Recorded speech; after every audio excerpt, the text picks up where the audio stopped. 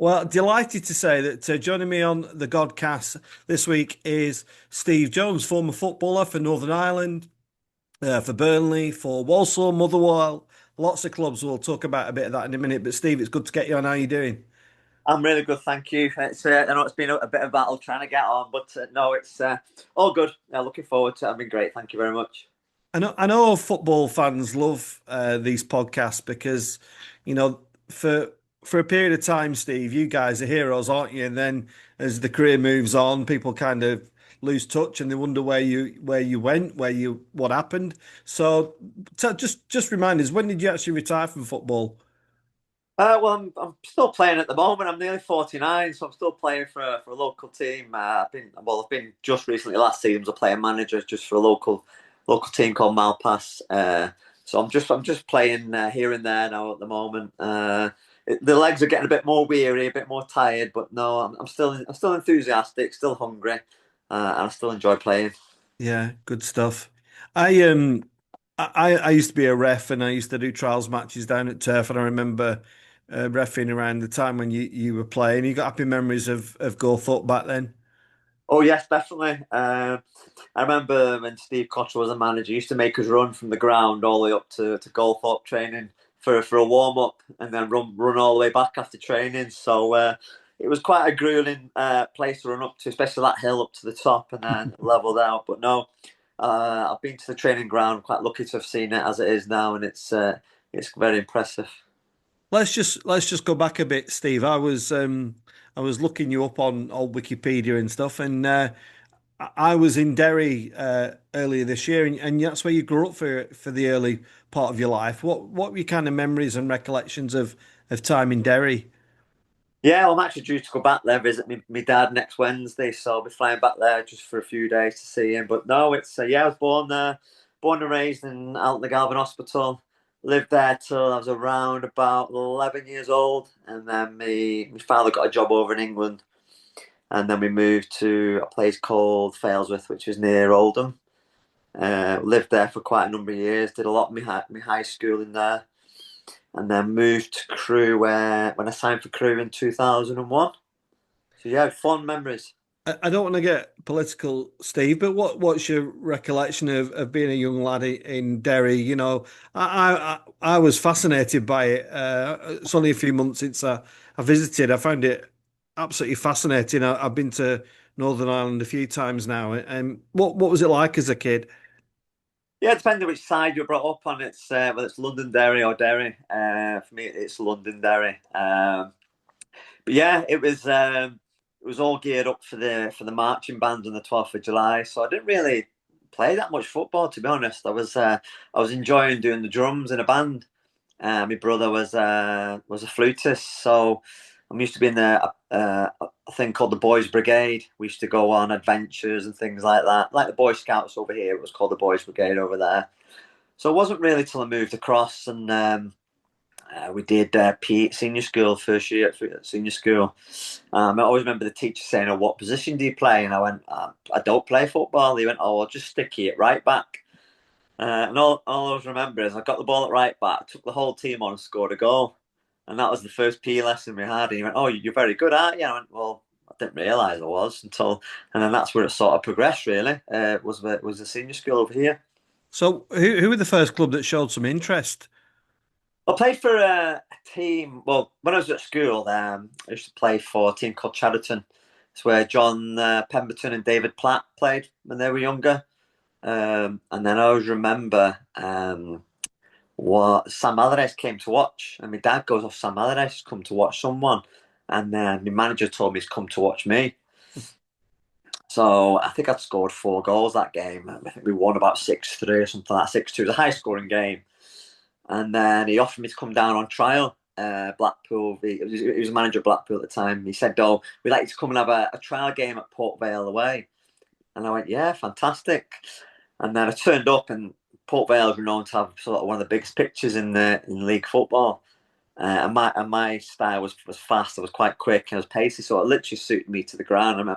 Remember he brought me off after like 50 minutes, just something to the second half. He went, "Oh, we want to sign you," and then that's where it progressed from. Sam Allardyce and Phil Brown was the assistant.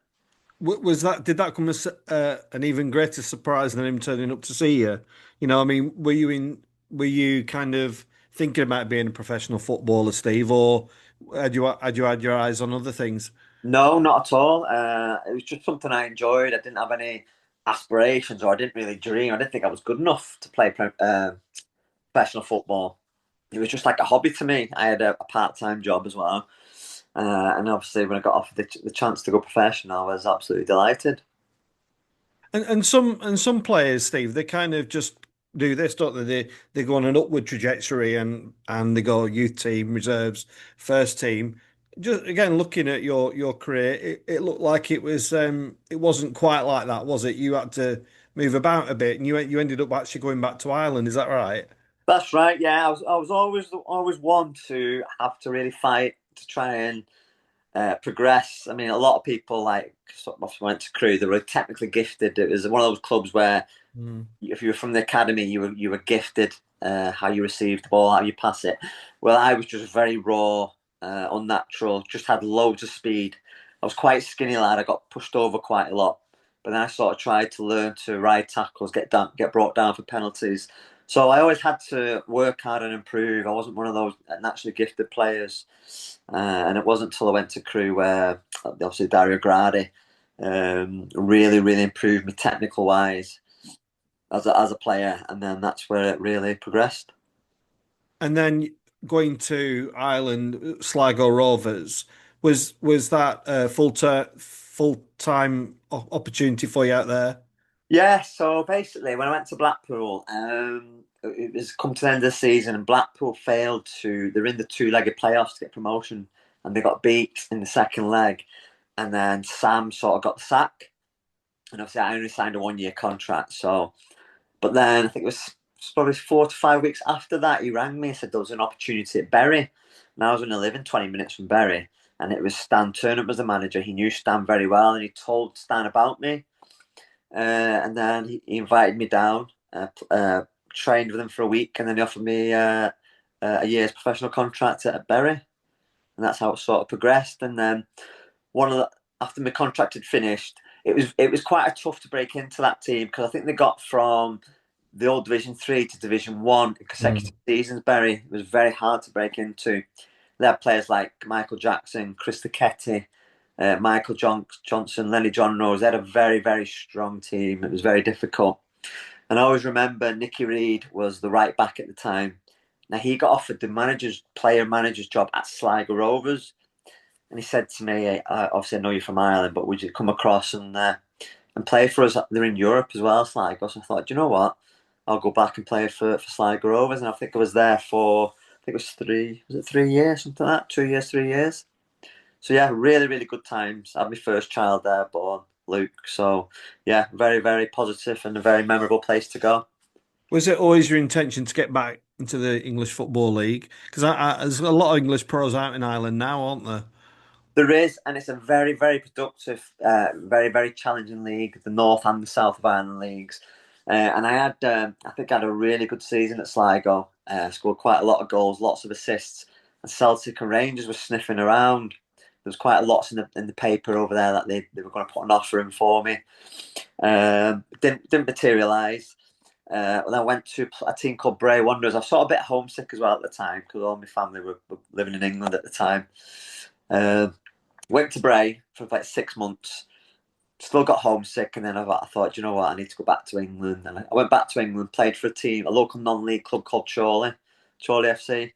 No, Charlie, Um, very well. yeah, I played there for the second part of the season, and then we played a team called Lee RMI last game of the season. I think I scored a hat trick against them, and they were the most up and coming team. So they sort of pinched me at the end of the season. Signed for Lee RMI, and we got two promotions and two consecutive seasons. Got to the conference, the Vauxhall Conference, and at the time they had Russian and Diamonds. You were putting loads of money into it. Yeovil were there. Doncaster Rovers were in the team, and we were beating all these teams. We were on Sky. We played Fulham live on Sky in the FA Cup, and then that's when Crewe came calling. And then I think they bought me for I think it was 150,000 from Lee RMI. What was when you were in that kind of non-league period of your career, Steve? What was your mentality? Were you thinking I can get to a better level than this, or was there an element of, kind of this is what it's going to be for me, and I'm just going to make the most of what I've got? Yeah, there was obviously an element of doubt if I could make it up to the professional game because I say I was quite skinny, quite raw, unnatural. But I did score quite a lot of goals. I think I scored 20 odd goals in the conference, and then that's what Crewe put the offer in. And then I thought, you know what, I'm going to give it all because I was working at the time and playing for Lee RMI part time, and met up with Dario Gradi, Neil Baker, had a good conversation with them. They were renowned for bringing good non-league players through and improving them. So that's what I did, and then obviously the rest is history. And just before we go back, we'll just take a little step back. I didn't realize that you were with Stan, and I was going to ask you about Stan because there's been a lot of Burnley lads who've been on have told some incredible, almost unbelievable anecdotes about Stan Turner. Yeah. Was he a good part of your career? Just share a bit of that, Steve. Yeah, not really, because I say I was only 18. Obviously, I wasn't in the first team. I was trying to break into the first team. So even though I was training with him daily, he had high standards. You had to give it your all in training. He was very thorough. He wouldn't leave any stone unturned in his process. He was quite methodical in his thinking. But don't get me wrong, he had a very, very bad temper as well. If you weren't doing your job or you got on the wrong side of him, a few objects would have been thrown as well. Mm. But no, it was just basically in training where I saw everything. The match days were sort of I wasn't really involved. I was trying to break into the first team, but I was always in the reserves then. Who was Frank Casper with him then at Bury? Ronnie Ronnie Jepson, I Ronnie think it was Jepson. player assistant manager. I think he was. Yeah. Yeah, Ronnie Jepson. Yeah, Okay, so let's be honest. Crewe was probably the club. I mean, obviously Burnley fans being Burnley fans will remember you for Burnley, but you were there quite a while, weren't you? yeah. 5 seasons I was there. Yeah, we had two promotions in that time, which was really good. Really good memories. Won a couple of Player of the Year awards and top goal scorer awards. So it was a very, very good time for me, very productive. It's where I sort of settled probably on my early part of the career. And like you say, it had this reputation, didn't it, for you know uh, for young raw talent, and a lot of players progressed from there as well, didn't they? Indeed. And Dario was very, very thorough. He was probably the best manager to get. He used to tell you things that you don't think about, like where you should be, where to run, when to run, how to receive it, how to lose your marker. He taught you literally everything. And every training day, there was a process. It was mostly 11v11, and you used to walk through if the ball was at one side, where you should be. If it was transferred, where we should be now, what runs you should make. He just improved you as a player so much.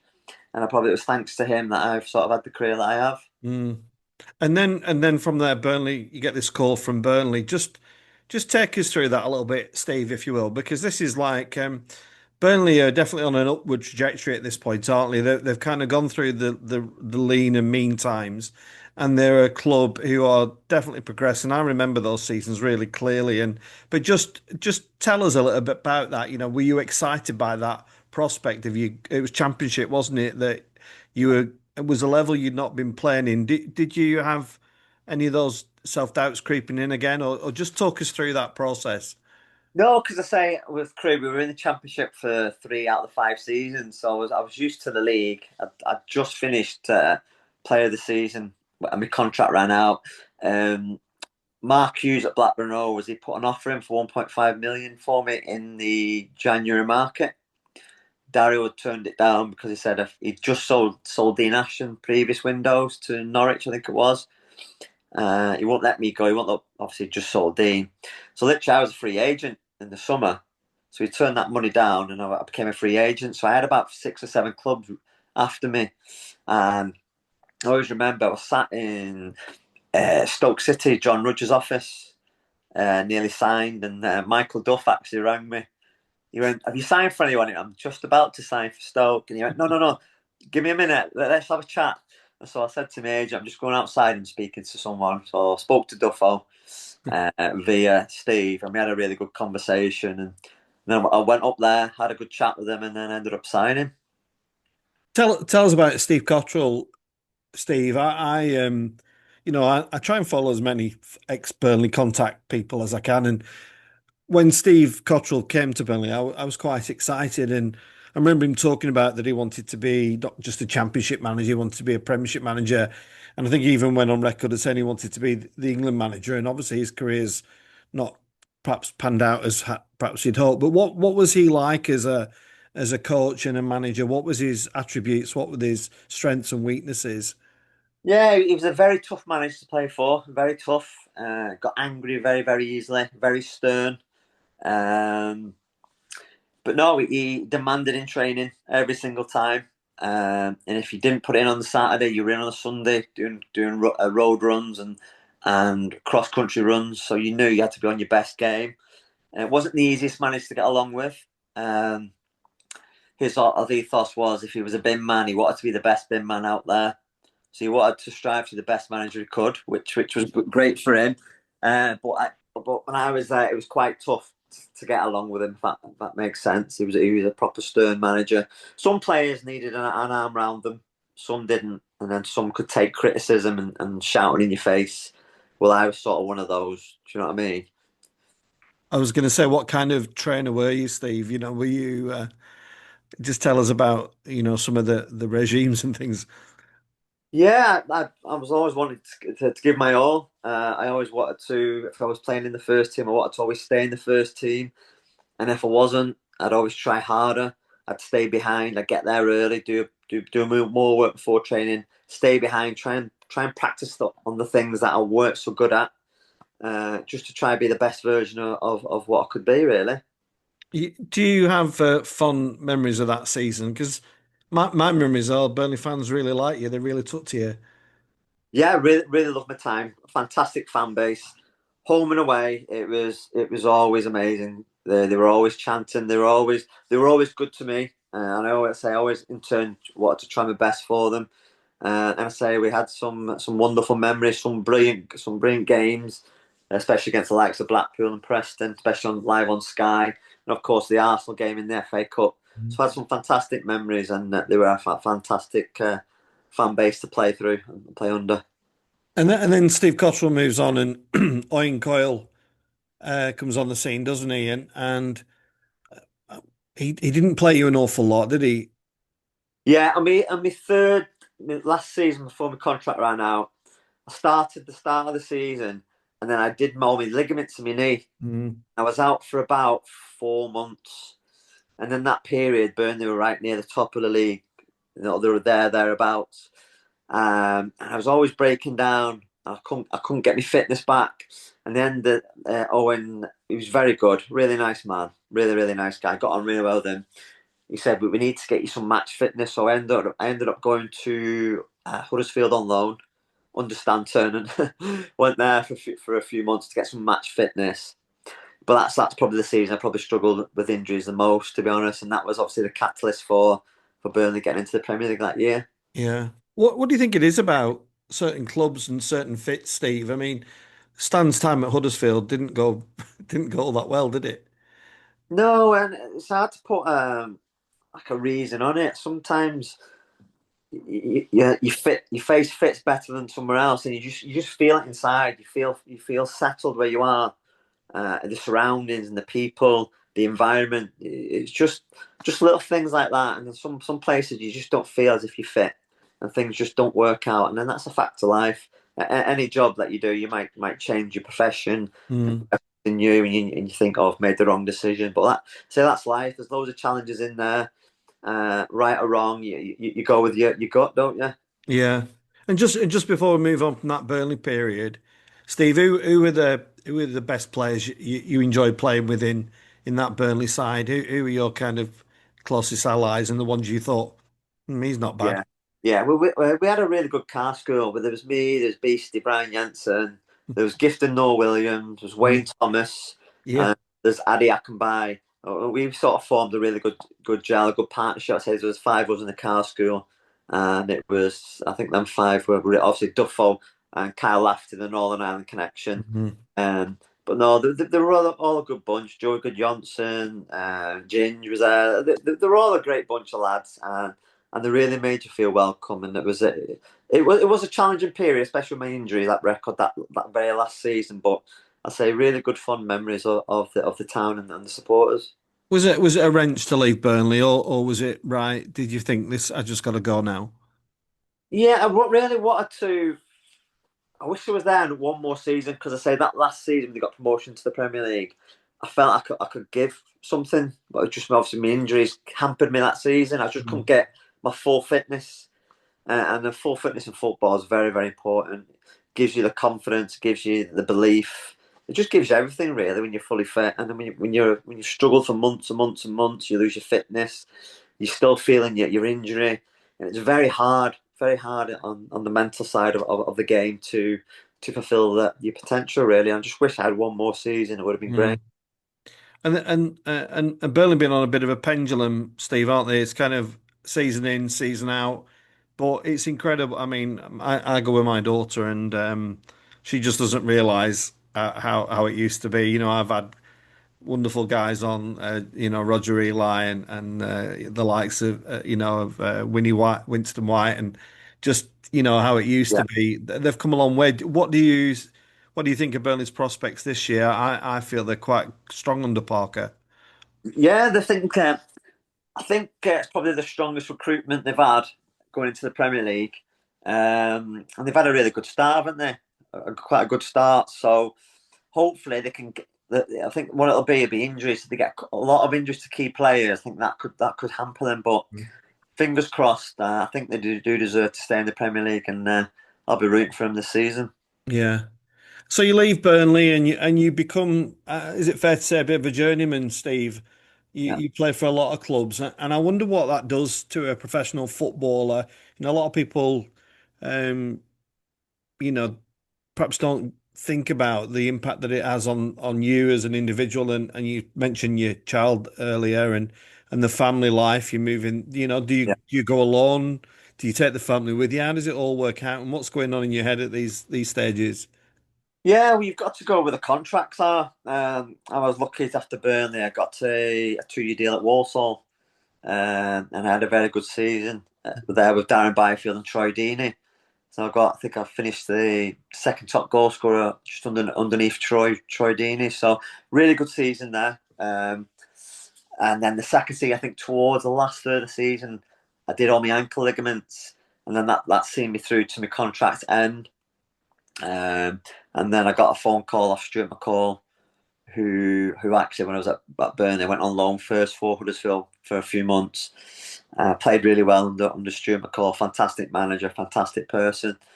And he said come up to Motherwell for a season, so I went up there and finished my career. Happy time, good club. Fantastic club, similar to Yeah, Burnley, really good fan base, really nice people that were running the club, and it was a pleasure to play for them. yeah. And within all this, Steve, we not mentioned the international caps. How many caps did you get in the end for Northern Ireland? A 30 in the end, 30 caps. That must be incredibly proud for you to have those, and you know treasured memories, I would imagine. Yeah, from growing up as a young kid in Northern Ireland, I never dreamt of representing the country and playing against sort of the best players in the world. I mean, my debut was Italy away, Maldini. Then there was a double header, Spain at home, Carlos Puyol. And then obviously play against England with John Terry, Ashley Cole, David Beckham to Ronaldo for Portugal. I would never ever have dreamed of playing against such legends of the game, and really is a privilege. But you don't realise you don't really get time to digest it when you're in the moment. It's only till you finish your career and you have time to reflect and you appreciate it more. And what about after the career, Steve? A lot of people, you hear lots of stories, don't you? Footballers struggling. It's been a way of life for many footballers from kind of early teens for some of them, right up to mid-30s or whenever it is they finish, and then it disappears. What was it like for you? I know you said you're still involved, but how did you kind of slowly slip away from it while maintaining the love and interest of it? Yeah, very, very, very, very tough. I don't think there's any footballer when they finish career say they take it lightly. because it's a huge dramatic change. It'd probably be like someone who's been in the army for 20 years and they've come out into the Mm. North Civvy Street. Mentally, very, very challenging. And if you haven't got any plans for your future, or you've not got any qualifications, or you don't know what, you start back on the ladder again. And it can be very, very a dull and dark world, really is. But then you've got to, it's life after football. You've got to pick yourself up. You've got to find a new career, a new way of life, new challenges, which you've got to take on sort of head on. And that's what I've done. I've recently just finished football coaching. I'm now going to train to be a mental health nurse. So I've started that new job on Monday. So I'm going to be a clinical support worker, and then a few months down the line, train to be a mental health nurse because it's something that's very important to me, mental health, and Mm. just want to give that something back. Well, you've just gone. You were in high my estimation anyway, Steve, but you've even got shot up even further now because, in the context of where I'm in Burnley, I see a real need for that. I see some of the challenges of people who are affected by that, and I see people in that workforce who are feeling the strain and stress of it all. And so, for people, anybody wanting to go into any form of social care, I think it's a wonderful job. It's tough, but I think people will be really impressed to hear that. Yeah, don't get me wrong, it'll be very challenging, but also equally it'll be very rewarding.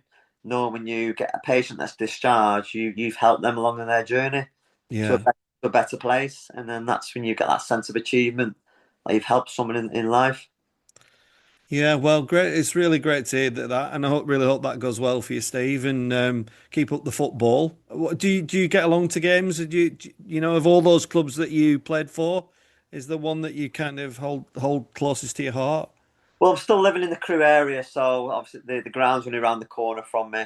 I've been to a few Burnley games last season. I meet up with the lads and come and watch a couple of the games. So hopefully this season I'll be able to get to watch some more and just come back to the place where I had some good times. Yeah, great. Well, Steve, I'm really grateful for your time. I really love chatting footy, and I'm sure Burnley fans and fans of all your other clubs will find this of interest. Hope everybody's enjoyed the Godcast. If they do, check it out. There's lots of sports people, mainly Burnley footballers, but there's lots of other famous sports people on there. But Steve, thanks ever so much for coming on the Godcast. Thank You're you. welcome. Thank you and for inviting me on. Appreciate it.